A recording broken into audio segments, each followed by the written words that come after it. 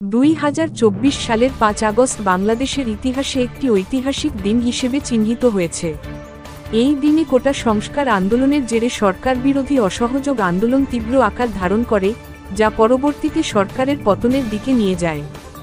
2018 সালের 4 অক্টোবর বাংলাদেশ সরকারের জারি করা পরিপত্রকে অবৈধ ঘোষণা করে 2024 সালের 5 জুন বাংলাদেশ সুপ্রিম কোর্টের হাইকোর্ট বিভাগ। এরপর কোটা সংস্কার আন্দোলন নতুন করে শুরু হয়। জুলাই মাসের মাঝামাঝি থেকে এই আন্দোলন তীব্র হতে থাকে। 16 জুলাই রংপুর বেগম রোকেয়া বিশ্ববিদ্যালয়ের শিক্ষার্থী আবু সাইদ পুলিশের গুলিতে শহীদ হওয়ার পর সরকারি বেসরকারি সকল বিশ্ববিদ্যালয়, কলেজসহ দেশব্যাপী আন্দোলন ছড়িয়ে পড়ে। ধারাবাহিক এই আন্দোলন 3 আগস্ট শেখ হাসিনার পদত্যাগের একদফা দাবিতে পরিণত হয়। 5 আগস্ট সোমবার কোটা সংস্কার আন্দোলন ঘিরে গড়ে ওঠা বৈষম্যবিরোধী ছাত্র আন্দোলনের লং মার্চ ঢাকায় অনুষ্ঠিত হয়। বেলা 11টার পর থেকে ঢাকার পথে মানুষের ঢল নামে। কারফিউ উপেক্ষা করে বিভিন্ন স্থান থেকে তারা আসতে শুরু করেন।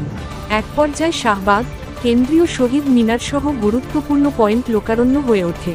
কোটা আন্দোলনের জেরে 5 আগস্ট 2024 তারিখে টানা 15 বছর পর ক্ষমতাসীন দল আওয়ামী লীগের পরাজয় ঘটে। কোটা আন্দোলনের জেরে সাবেক প্রধানমন্ত্রী ও আওয়ামী লীগের সভাপতি শেখ হাসিনা দেশ ছাড়তে বাধ্য হন।